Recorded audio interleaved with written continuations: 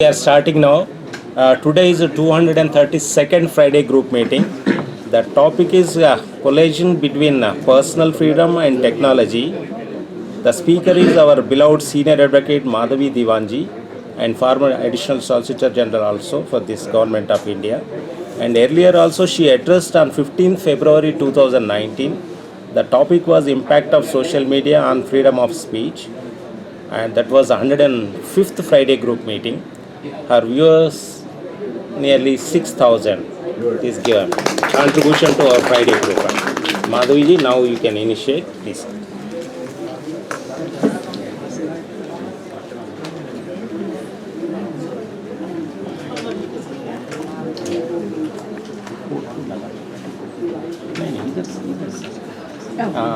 That is correct.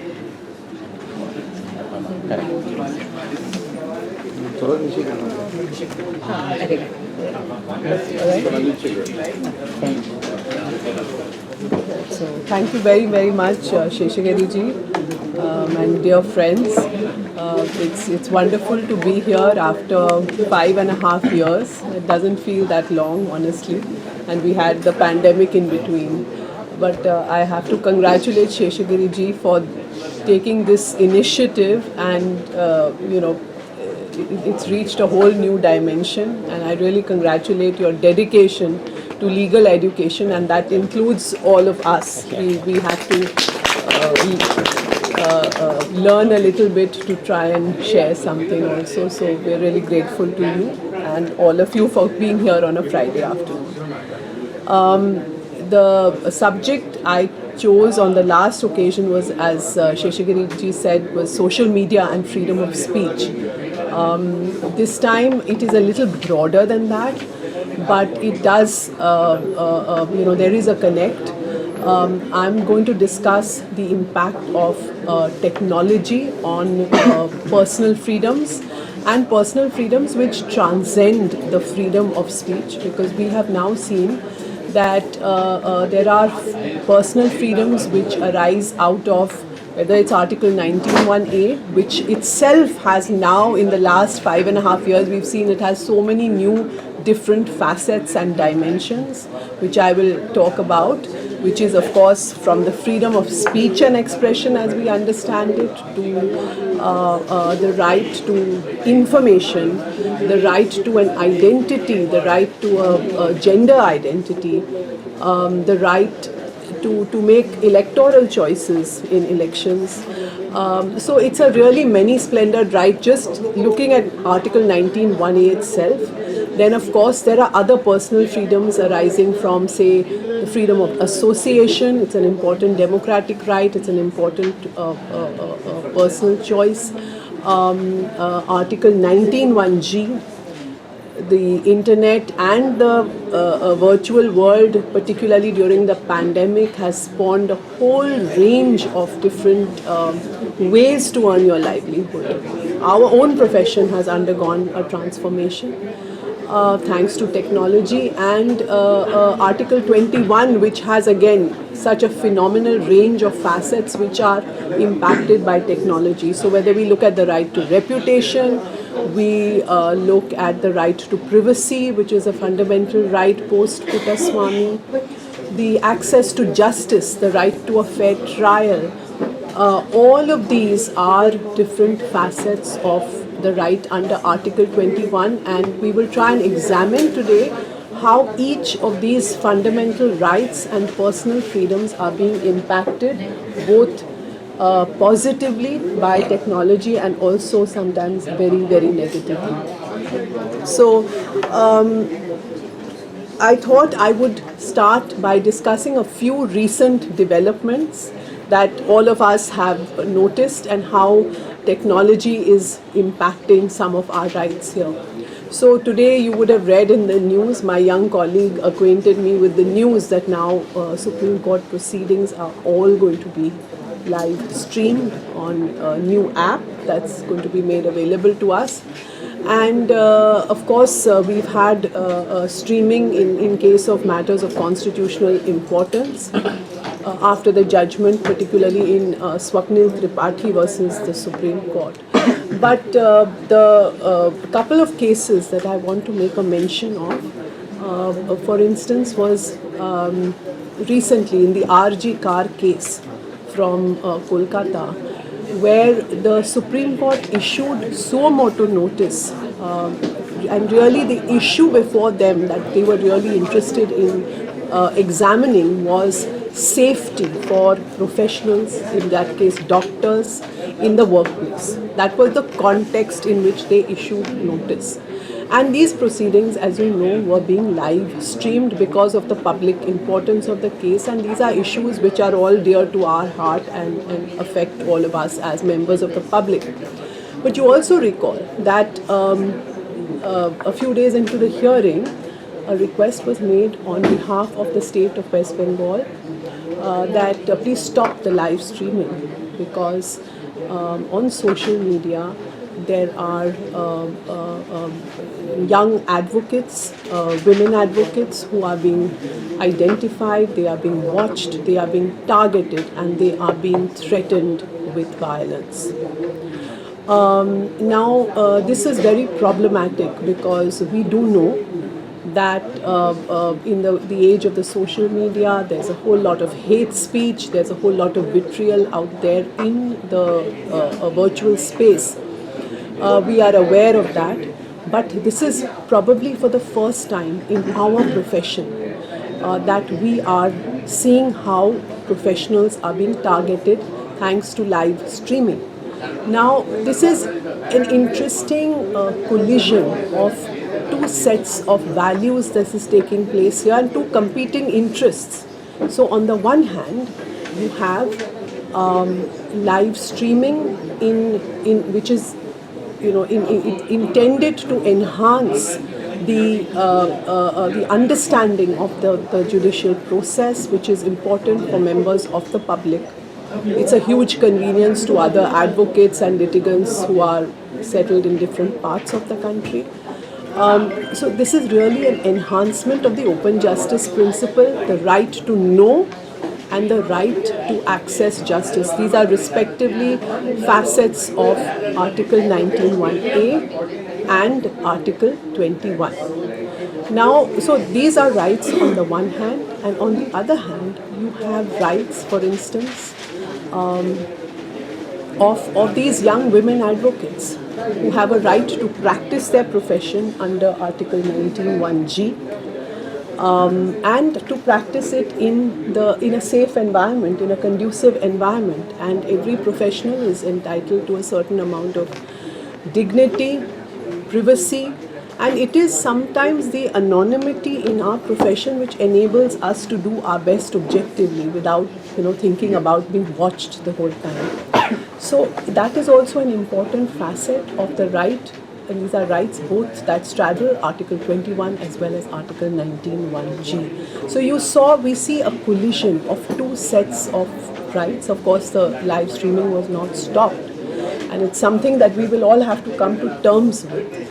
But this was perhaps the first time that we noticed this. And the irony and the paradox of this case was the notice was issued in order to ensure better safe conditions for professionals.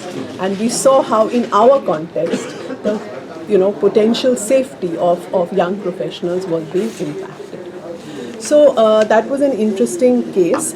Now, there was another case, if you recall, again very recently from the Karnataka High Court, where again the Supreme Court took suo motu notice, where one learned judge, it seems, made some remarks which were not very appropriate.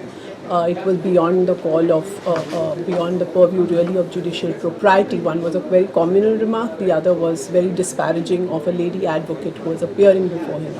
Now, strictures of course were passed, but in the process of this video going viral, you see the impact. It is a new level of, we call it accountability, of transparency, and things which would have otherwise been brushed under the carpet, perhaps gone not noticed, are suddenly being exposed and brought to light. So there is a new accountability which has come in, and again, it's not just the judicial fraternity, it's also the legal fraternity. All of us are being watched, and therefore there is a new responsibility which is upon us. Here I will make a mention of two cases. One is Swapnil Tripathi versus the Supreme Court, where, if you recall, Justice Chandrachud, as he then was, he directed live streaming of cases of public importance, again to enhance the open justice principle, because as we know, in our system, courts are very overcrowded, there may be security issues, and in order to ensure that everybody gets to watch, and it's a very important part of the process of the rule of law, to ensure that ordinary members of the public are able to understand how justice is done, because it's only when they see that justice is being done and how it is being done in a fair manner, in due process, that it will inspire public confidence in the administration of justice and have an impact on the rule of law. Now, so that was a case where the court directed live streaming of cases of constitutional importance.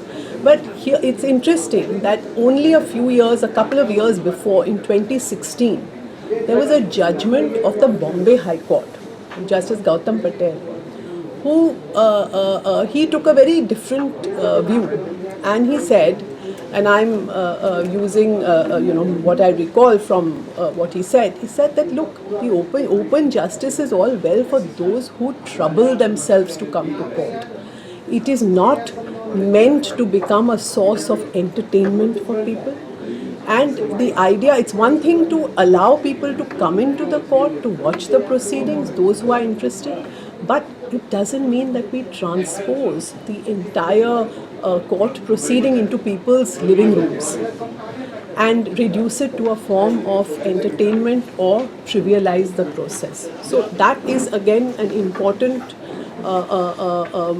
thing which he said, that look, there's a solemnity to this, there's a sobriety to this, and we should not compromise by making it so easily available. So again, you're seeing these two very different views insofar as live streaming is concerned, but we've seen it again in the Karnataka case that it's a wake-up call for everybody. We are all part of the system, and we have to accept the new reality with a certain robustness and a realization that now everyone is accountable under the system. So these were two cases with different outcomes. Now, I also want to mention one thing here, which is that both the cases that I referred to on live streaming, both the Karnataka case and the RG Car case, these were cases which involved the disparagement of women in different ways, both women professionals in different ways. And it's a very interesting paradox, because what you find is, on the one hand, these online platforms have actually become it's been very, very empowering for women in many, many ways, because, for instance, when it comes to, political expression or social engagement or even economic empowerment, women, particularly from more conservative or traditional backgrounds, have been able to come together and really use this as a means to further their interests. For instance, you saw during the pandemic, there were a lot of women with young families who were able to continue to appear because this technology was available to them. This wasn't a choice before. There are a whole variety of new variety of different livelihoods, work from home, which has become possible thanks to technology. So it is very empowering. But when we look at the kind of gendered hate speech, which is very qualitatively different from regular hate speech, it is really quite troubling, because it is an attack on the personhood of a woman, which has a chilling effect on not only their right to free speech and expression, but it is on their ability to work, to engage socially, etc., etc. So this is very problematic. We also saw the other paradox that look, the moment you have an internet shutdown, for instance, as we have had in India, in some areas which have been disturbed, violence against women doesn't get reported or doesn't come to light easily if there are internet shutdowns. So again, technology works both ways. It puts you in the spotlight, it's a means of exposing wrongdoing, but it can work, it's a double-edged sword in many, many ways. I will move on here to a slightly different, again, of course, a technology-related subject on how, again, personal freedoms and rights are being impacted. This time on deep fakes and the use sometimes of, well, artificial intelligence is getting very popular and ubiquitous. So I'll make a mention here of publicity rights and personality rights. So in fact there is a book which is about to be published. It is by Nina Rohinton Nariman on this subject, which is going to be quite interesting because this is a relatively new and developing area of the law on publicity rights or image rights, personality rights. It's variously described. Now, what do we mean by this? One is, of course, if we look at Article 19(1)(a), the right to express yourself in a particular way, to present yourself in a particular way. It encompasses the right to an identity, how you want to project yourself in the public domain. And we are living in the age of, well, celebrities, social influencers, all made possible, all products of technologies, but how they are going to project themselves. Then there is, of course, under Article 20, there is the right to reputation.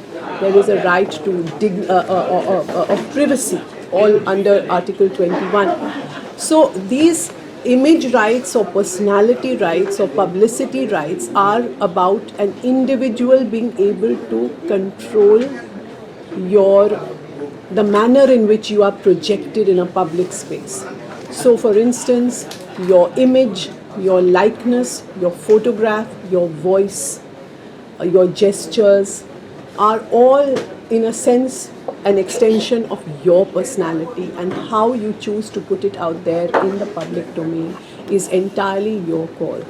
Very often, in the case of celebrities and people in the entertainment world, social influencers, etc., these are monetizable rights, very, very valuable rights, where we know that, for instance, in the case of endorsements, celebrities, whether they are sports stars or film stars, are earning crores and crores of rupees based on their endorsements. So this is all about monetizable personality rights or publicity rights. Now there's another facet, therefore, because these are very, commodified, it's a monetizable right.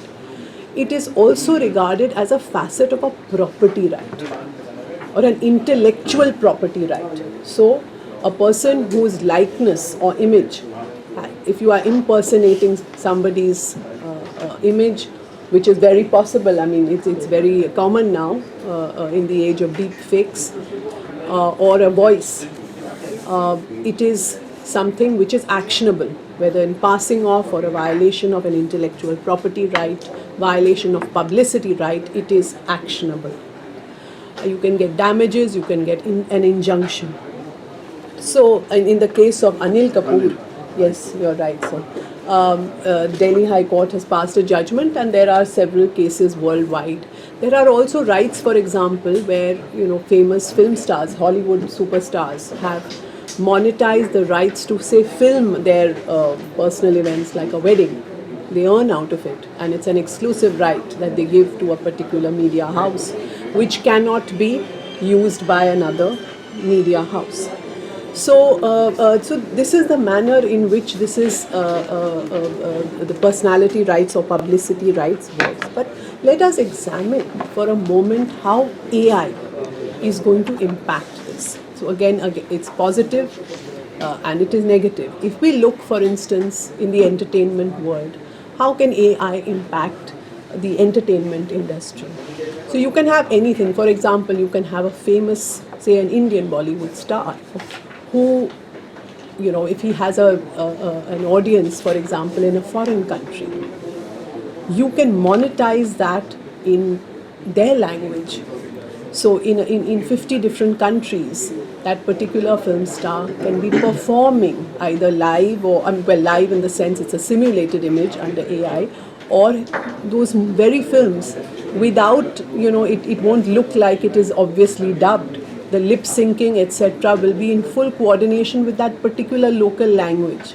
And therefore, say a Japanese audience will feel that, oh, he's all ours because he's speaking Japanese, he's singing Japanese, etc., etc. So this is how one particular, say a pop star, can be performing in 10 different locations, or appear to be performing in 10 different locations at the same time, monetizing each of those performances.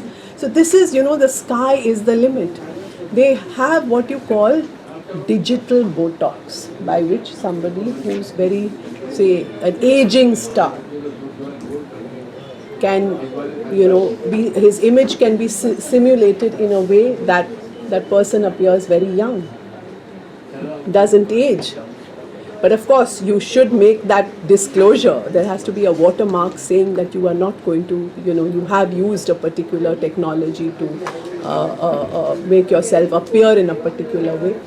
But that apart, look at the potential. You can have, say, Lata Mangeshkar's voice singing a brand new song today, much after her passing away. So the sky is the limit when it comes to the kind of monetizable potential that AI is capable of. Similarly, if you look at our electoral process, democracy, where leaders are required to address, say, multiple rallies. Election time, it's a busy time, and people are rushing in one helicopter from one location to another. Now, if you have one political leader in a country like ours can appear in simulated image in different parts of the country, speaking 20 different languages or dialects, appear that he or she is speaking that very language. Imagine, it may not be in money terms, but it's certainly the kind of following and audiences that you can capture and captivate is again phenomenal. It's very efficient time use, because that same image is going to making a similar speech but in a different language, maybe in a different outfit depending on where you are. It can, the potential is phenomenal, the monetizable potential of AI. But at the same time, just think of the flip side, the unauthorized use of an image or a likeness, what it can do to your electoral process. So if a particular leader whom we may have a lot of faith in is seen to be making some very false or incendiary speech, it can lead to inciting violence, it can lead to hate speech, it can manipulate the electoral process. So these are very, very problematic things that can happen if AI is misused, if deep fakes are misused as they are. It can really become a huge avenue or an agent of misinformation. Now, we are seeing, for instance, the world over, and there is a mention made in one of our judgments on the Delhi Legislative Assembly versus Facebook, on how elections across the world have been impacted by rogue states sometimes who actually or even private parties who are actually influencing elections in other states using data and technology.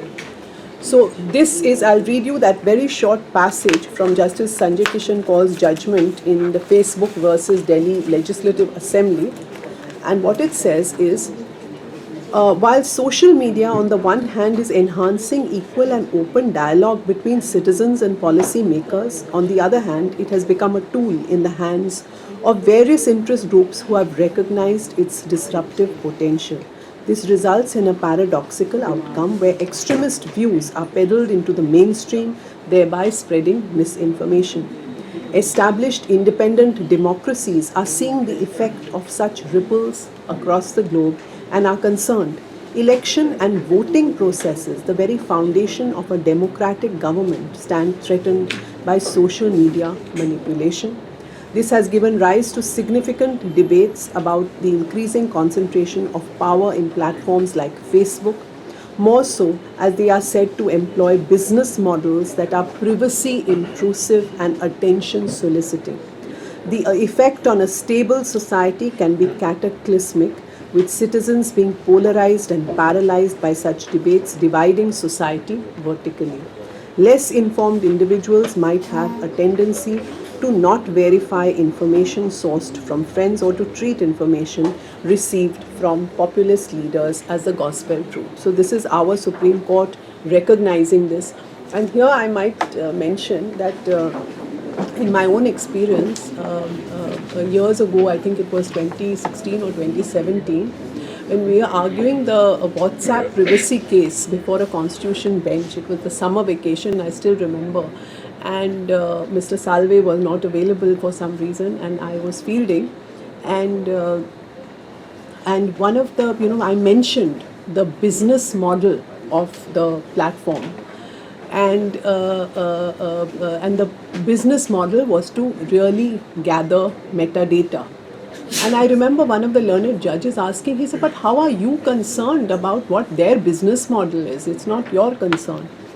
And you realize that at that time, the issue was, when I think back, it's a little amusing now because it's now so well documented and so well recognized that the business model, which is based on gathering your information and my information and all our personal information, they are trading in that. But the question was a very innocent question which was put to me because there was a complete, lack of awareness on how this works. So the metadata which we are referring to may not be an actual conversation on your phone, but the metadata can gather who you have spoken to, how many times you have spoken to, at what time of the day or night you have spoken to. If you are consulting, say, a doctor or a lawyer or they can join the dots from your hundreds of conversations and give you a whole picture of how you are leading your life. And this is what they trade in. This is what is sold to advertisers. This is how they are targeting us and monetizing their business from our personal information. So the services which we imagine are free are not free at all, because there are no free lunches in the world. They are monetizing all of this metadata. Now this is recognized so openly in even judgments of our court. But at that time, in 2016 or 2017, we were quite innocent of what was really going on. And very often, this has they are called empires of espionage. These platforms, where these so-called empires of espionage were built up, their business empires based on our personal data. I have been likened very often. I have read these analogies with the East India Company, that ultimately, if they can grab the attention of a society, of a people, and really earn. And India, as of course, it's a very big market. We are very populous. We are very quick. We use technology.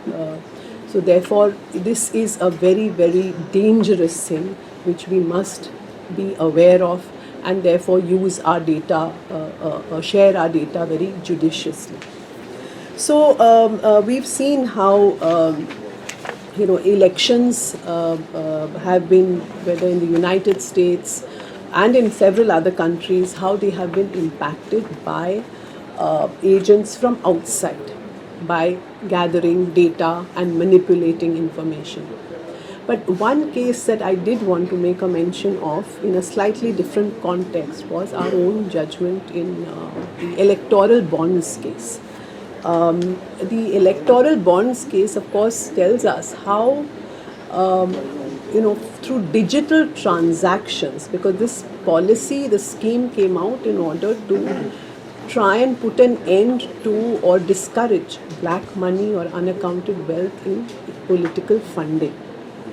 But what really happened was there that because there was this veil of secrecy which was put on donations made to political parties, that is to say, the identity of the donor would be kept secret, how much he was donating or she was donating or the corporation was donating would be kept secret, and also the political party to whom the donation was being made would be kept secret. And what was said is that, look, this is the informational secrecy of the informational privacy of the donor, which must be kept a secret so that he or she or the corporation can freely donate without fear that we will be persecuted by anyone. The court has taken a view in that case, Association of Democratic Reforms, earlier this year, 2024 judgment, where they say that, look, it is ultimately the right of the voter, the right of the public which trumps, and the right of the voter to know, which is a right under Article 19(1)(a), and the right of the voter to make an informed choice depends on the knowledge, and that informed choice must include the right to know who has donated, how much that person has donated, to whom the donation has been made, and whether there are any quid pro quos involved. That is, has the donee been persuaded to change his or her policies or do something to recompensate the donor for the donation. So this is the right of the voter which trumped, and this again, these are all outcomes of technology, because the whole thing was to put an end to the ostensible justification for the policy was to put an end to black money, to try and use digital transactions, banking transactions to the extent possible. So this was also interesting in the context, I thought, of the electoral bonds judgment.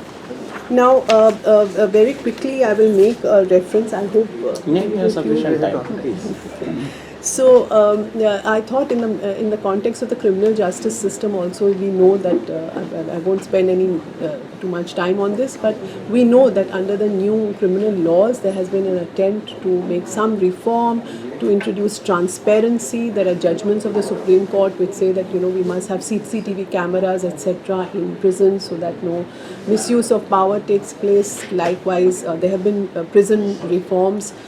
There have also been, the filing of FIRs using technology to make it faster, to make it more accessible, to make it more user-friendly, and likewise the gathering of evidence, evidence by the investigating agencies is also to be video recorded, etc. So technology is being harnessed in a very positive way also.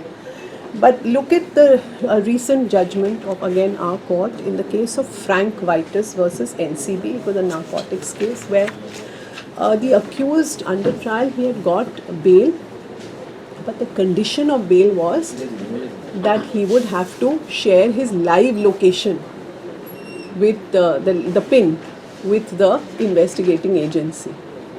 So it was like being put on an electronic leash, that we know where you are going. So what is the purpose of bail if you are going to be out on? So the Supreme Court struck it down and said that, look, it's a constructive confinement. It may not be a real confinement, but it is a constructive confinement. It's a virtual confinement, and it is a complete violation of the accused's privacy rights, and he has not given up his privacy as an under trial or an accused. So that was also an interesting case on how technology is being used to, in a sense, control bail conditions also. There has also been this debate, someone mentioned the mobile phone, how in the United States there was a case where the Chief Justice of the US Supreme Court says that, look, In a mobile phone, it is the privacies of life which are captured. So whether it is your conversations, your social interactions, who you are dating, what you are purchasing, for how much you are purchasing, your banking transactions, your medical records. My mobile phone tells me every day how many steps I have walked or not walked. It can tell you so much about yourself that you yourself will be a little startled if you start opening it up. So when what they call the privacies of life are encapsulated in a small device like that, can the investigating agencies have access to your phone? Do they need a warrant? Now this has been an issue. They do need a warrant. And if there's a Karnataka High Court judgment which says that if you don't, if it is so expedient, then you have to actually plead the grounds of expediency. You cannot just seize somebody's mobile phone without either court permission or a warrant. So that was also an important thing, and of course we will see how our law develops on these things. But these are new challenges which are coming up all the time. There are in warfare, in real time, we are seeing how technology is being used. You can have, we saw in Israel, the pagers the technology was used to, yes, absolutely. And for instance, you can have, it's not conventional warfare anymore. You don't have to fire a shot. You won't be left with any kind of trail or evidence or smoking gun which will tell you. But in the process, what you have done is you've affected a whole, you may bring a whole communication systems to a standstill. You may affect a grid. You may do many, many, many things without any trace of what is going on. So this is a different form of its cyber warfare, and this is taking place in real time as we speak. So on warfare, on terror funding, now if you're seeing digital currencies, cryptocurrencies, etc., this is being used to fund terror, and it's very difficult that the kind of decentralization, the pseudo-anonymization of these transactions make it very conducive for terror funding. So again, technology has to be used through blockchains, etc. Technology has to be used to counter it. So I think we have, covered a fair bit of ground on different facets of technology, how it is impacting our personal freedoms, our fundamental rights in both ways which are positive and negative. And I like to describe it as like the 10-headed Ravan, which different avatars, the vices come in different forms. So while on the one hand, this is a medium technology which, it's a democratizer, it's an equalizer of rights, especially for marginalized communities. It is giving people a voice that they didn't have before, and it's a voice that reaches the rest of the world. It is also a cleanser of the system, but at the same time we know that it's a hate monger, a messenger of hate speech very often. It is, while it is an innovator and a marketplace of ideas, it's a marketplace for a lot of vitriol, a lot of hate speech. Terror aider, we've talked about all of this. So I think the important thing is we'll always be struggling to keep pace with technology, but there are so many laws. We can't keep coming out with new laws the whole time. So we have to work within the framework of our constitution, and our fundamental rights are quite strong and give us the basic structure within which to work. But I think continuing education for each one of us, for the courts, for practitioners and the general public will really be the answer to be able to get the best out of emerging technologies. Thank you very, very, very much for your patience. Yes, sir. Thank you, Madhavji. Very nicely explained. Personal collation between personal freedoms and technology. explained Arjikar case, how it has impacted on juniors and other thing. Karnataka case also, and artificial intelligence and personal freedoms, etc. and calls judgment also you mentioned. Thank you very much. We are highly grateful to you. Now I request Gitanjali Sharma will give a vote of thanks. Please, Gitanjali. A warm afternoon, everyone. It is my pleasure to offer vote of thanks on behalf of the Friday Group to Ms. Madhavi Divan, Senior Advocate, who graced this 232nd meeting of the Friday Group. Ma'am enlightened us all on the collision between various sets of values and conflicting interests when it comes to technology. How technology is verily a double-edged sword, which on the one hand empowers you, gives you visibility, but on the other may just be a route to exploitation and overexposure. How technology has scope, both good and bad, in electoral politics or even the way the wars are conducted today. Ma'am also elucidated on the business models of apps like WhatsApp, which are nothing but in reality empires of espionage, as ma'am put it. We are so very grateful, ma'am, for you to deliver a lecture as solid and relevant as today's. Thank you all present today. We at Friday Group function successfully owing to the presence of all of you. Last but not the least, heartiest thanks to the administrator of the Friday Group, Mr. G.Seshagiri Rao sir, for his unrelenting pursuit of this vehement idea called the Friday Group. Thank you, everyone. Thank you for all your patience, really. Thank you. Thank you.